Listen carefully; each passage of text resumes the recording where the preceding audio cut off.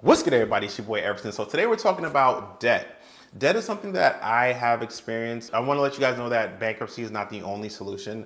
Living with this debt and the intimidating phone calls and the mail that puts you in a bad mood that you have to literally mentally block yourself out to maintain a positive mood is not the only way to deal with the situation. You have a way out. Most people have to pay for this information. I'll also give you guys some resources. But before I get into like this ultimate solution, I've been in debt 3 times with credit card debt, right? So I don't mean like, hey, I have a car payment. That technically is debt, but not that type of debt. I mean credit cards or high interest rate loans, etc., that allow you to pay like 15% to 23% APR, somewhere like that. I was actually at 22% APR with one of my loans or a few of my credit cards. So I felt the burden of that. So I'm gonna tell you guys a little bit of history about me really briefly, and then I get into the solution. So I've actually been in debt 3 times. I've gotten out 3 times. And it took me a while. It was a behavioral like adjustment that I needed to make that I wasn't making. All right, so the first time I was really young, found my independence. I was maybe like 19, 20, and I had not a lot of money coming in, but I thought it was decent money. But I wasn't able to afford the things that I saw other people with, and I wanted some of those things. So essentially a very immature mindset, but if I wanted something and I didn't have it right away, I had a credit card. I swiped it. And then sometimes if I had maxed that credit card out and I was kept on paying the minimum, I'd see if I could get another credit card, right? And I just repeat this very like non-progressive cycle, very bad cycle. Is that eventually it got out of control. It was probably always out of control, but I couldn't maintain the even the minimum payments anymore. I had limited income. Way I got out was actually after my credit was damaged. I asked my parents for the money to help me get out of debt, maybe like 4,000, 5,000 bucks. And I didn't even have that much amount of money, and I paid those debt off, and I basically started to rehab my credit. But I had to pay my parents back. It was just I could pay them back at 0 interest rate. So that's the way I got out of debt the first time. Now, not everybody has that option, right? So, I mean, I'm thankful for my parents. Second time I got into debt, I was trying to start a business, and you need money to start a business. Sometimes you need equipment, overhead, the things that you're gonna sell or whatever service you want to conduct. And I started to try to make money, but I felt like I needed to spend a lot of money to build this business up, and the business failed without making any money, and I basically was left with a lot of debt that I need to pay off. I did not file bankruptcy. I basically let my credit go to shambles. And then I basically just, started chipping away at the debt, right? So like a lot of things went to collections. I started working out payment arrangements. It was a long, drawn out process. So when you're having those type of discussions with people, those collection agencies can sometimes be very ruthless. They're mean. They will tell you like, oh, you need to do this and blah, blah, blah. You should have taken care of your responsibilities. And they might be right, but you don't want to hear that when you're trying to pay a bill or something like that, right?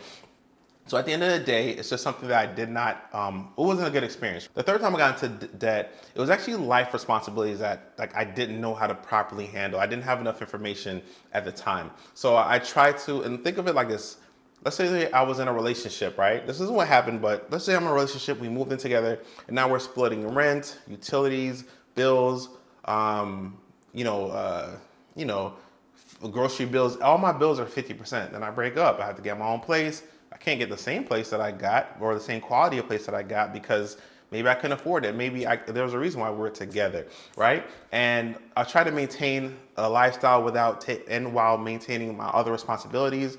It wasn't sustainable, right? I got back into debt. And the way I got out of debt the last time is the way that I'm going to tell you guys about. Now, overall, before I go into that, guys, you guys need to change. I think that we need to take a look at the mentality and the behavior and how we look at debt and change that. That's going to be the permanent solution, but this is a systemic way to get out of debt. The first thing that I did, and I think you guys should research this as well, is consolidation loan. Get a consolidation loan. Now, what is a consolidation loan? Consolidation loan is a loan. It's a specific type of loan. It's an installment loan. And all it does is it gives you the ability to take your credit card debt and put it into one loan that you pay every month. Now, my thought towards a consolidation loan was like, what's the point of that? I have $20,000 over debt here. Why would I just move it over here? It's still $20,000 worth of debt. But there are some benefits, right? So a couple of things. Your credit cards are considered revolving credit, right? Revolving debt.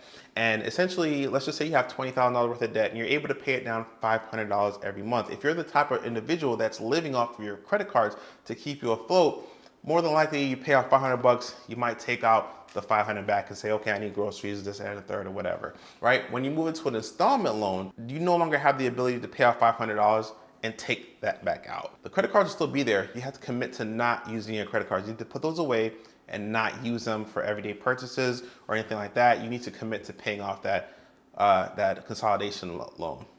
The second benefit is that, well, consolidation loans are oftentimes attractive because there's a lesser interest rate than you would have with like a credit card. So sometimes you'll have like a 23% APR. The consolidation loan will have 15% APR. And you can actually customize the length of your loan and also the terms and interest rate. You can work out a payment structure that works for you. Now here's my suggestion. This is gonna sound counterintuitive to everything that you've heard because it's not mathematically accurate to giving you the best results, but half of it is behavior. So if you're setting up your terms with your consolidation loan, I would suggest getting the longest term that you can get. You want to have positive cash flow at the end of your month. Consider getting it to the longer term with more, because it would allow more positive cash flow at the end of the month so that you're not paying, your credit cards, you're paying, let's say $1,000 per month and you could barely pay that. If your consolidation loan allows you to pay $700 and it's a shorter term but with a lower interest rate, I would say, hey, sometimes take a look at your situation. And if you need to feel comfortable with paying $500, that will really give you some breathing room, do that $500, even if it's a little bit higher interest rate. So what you want to do after you actually set up your consolidation loan, it's now going to have a third benefit. That third benefit is that it takes your credit card debt and it shrinks it, right? You no longer have no credit card debt. Credit card debt is also seen as utilization on your credit. That accounts for about 35% of your score. Now, what that means is that after you get your consolidation loan, move your credit card debt to a consolidation loan, your utilization goes down, which means your credit score should go up. During that time, about a month and a half after all your scores have, your creditors have reported saying, hey, you paid off all your debt, your credit score should go up. And what you want to do during that time, you want to start fixing your other financial relationships that you have. Insurance is impacted by your credit score. Your car payment, a lot of down payments for things impacted by your credit score. Since your credit score has recently had a boost, what you want to do is revisit all your financial relationships that you have balances with and try to refinance those or adjust those relationships. Me personally, I actually refinanced my car about like 3 times. I do it all the time. I think refinancing is an amazing thing, but I always do the terms that work best for me, right? So I actually, during that time, I refinanced my car about 2 times over like the span of 6 months. Got my car payment from like $321 to like $278, and then it went from like $278 to like $191 or something like that. I essentially just make sure that I utilize my newfound credit worthiness to minimize my other expenses. It's crazy how you need the most relief, but you won't get that until you've proven that you can do that. So while you're refinancing and taking care of the rest of your life and minimizing your payments everywhere else, FYI, one big tip, look into alternative services too. If you have like a major carrier cell phone and your bill's like $100, $200, look into like a prepaid carrier. They're just as good. I use Mint Mobile. It's amazing for me and it's significantly cheaper. I'll leave a link to Mint Mobile down in the description. Also, I'll leave a link to Credit Karma down in the description. The reason why you want to look at Credit Karma is also because not just for the credit score, because I know they use Vantage versus FICO, et cetera, like that, but it'll tell you when your utilization has taken into effect. You've redid your financial relationships over the few months after your credit score has gone up. The money that now you're able to save, you do want to save some of that money, right? You do want to save some of that money, put some of that money for the side. You are going to need it later. So what you want to do while you're doing all this as well, contact your credit card companies. And you do want to ask them for a credit limit increase. You do have better credit now. You want to be able to get a better increase. Definitely increase your credit limit. In a few months after you've not used your credit cards and your credit card companies know that you're typically a high capacity user, they're going to actually make attempts for you to actually use your credit card, right? And those attempts often come in the form of a balance transfer offer. So what they'll do, because they know that you're typically a high user of your credit cards and they were making a lot of money off of you, they're no longer making any money off of you. They're going to send you some promotions that say, hey, transfer or deposit a check, write a check, deposit it into your account, and whatever this check is for, it'll be a loan from us, and it'll be at a very interesting incentivized rate. So usually it's like 0% for 12 months, 0% for 18 months, etc. Now, at this point in time, the purpose of this balance transfer, you need to know that it's for the purpose of paying off that consolidation loan, because you're still paying interest rate on that consolidation loan. Now, this may come from multiple credit card companies. That's why I told you guys to ask for the credit line increases so that once you get this balance transfer, it'll be for as much capacity as you can get. So if you have a credit card that has $5,000 on it, but your consolidation loan was for like $15,000, or that's how much you have left on it, you may need multiple offers from these companies to be able to facilitate, saying paying off all of this consolidation loan. Secondly, you may have to supplement the money that you actually saved to pay for it as well. It's just the reality of the situation. So that's why you want to save your money that you actually save. I'm not telling you to stay on the same exact budget that when you were tightened and restricted, but save some of it because it'll help supplement for whatever your credit cards don't offer you.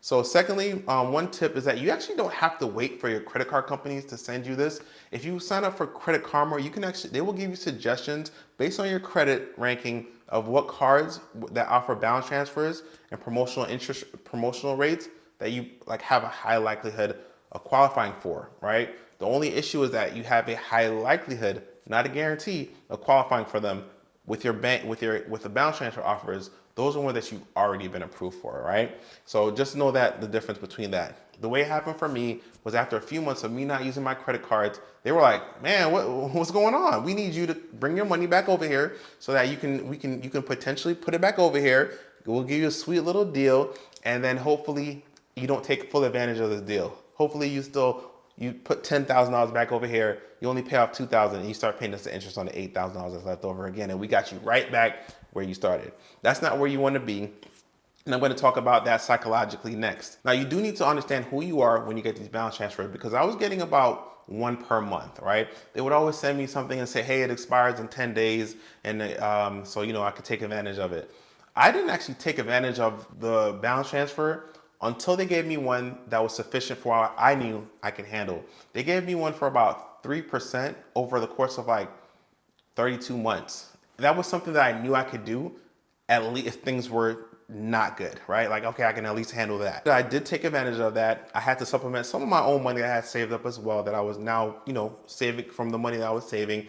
And then I basically did a balance transfer. So once again, I had a 22% interest rate on the credit card, went to about a 15%, or actually it was like 12% consolidation loan. And then I moved that and I paid off that consolidation loan to a 3% credit card loan now. And I was actually paying that off. And I paid that off with aggression. I paid it off so much. Essentially what I did was I went from paying about $2,000 a month and not making any headway to I was paying like $1,000 a month, and got rid of my debt in literally like a few months, probably like a year and a couple months. Now, my situation was extreme, and other people's situations are extreme as well, but you can do this, right? I definitely think that the way that I laid it out, which was number one, get a consolidation loan. That way you'll free up all the credit card utilization. That will bump up your utilization, that will bump up your credit score because you no longer have any utilization. Refinance all of your debts, revisit all your financial relationships with all the companies that you have with, and see if you can adjust them with your newfound credit worthiness. After you get that, contact your banks and your credit card companies, ask for credit card limit increases. Once you start to get those credit card balance transfers, and that should happen about 45 months later, if not sooner, you can go ahead and transfer the balance from the consolidation loan back to your credit card at the very attractive interest rate. Now, once again, it worked for me. It is something that is definitely possible for you. It helped me, and the biggest benefit was that it helped me avoid like bankruptcy or a very depressing lifestyle where I didn't feel like I had any option to move. The last thing I want to say is that it's very important that you change your mindset regarding finances. I'm not trying to sell you guys anything. This is something that credit counseling companies often talk to you about, that you sometimes have to even pay for. I would say that change your mindset regarding finances. I use a prepaid carrier. It's almost free for me. So it's so crazy, but I would definitely look at like all your relationships with your financial institutions and think about what you really need. And then, once you get your financial situation right, if you utilize this method, you can definitely get out of debt easier than you ever could without having to file bankruptcy, without having to ask people for money, etc. There is a way out. All right. But either way, guys, just wanted to let you guys know that if you guys, once again, there's a link to Credit Karma and to Mint Mobile in the description.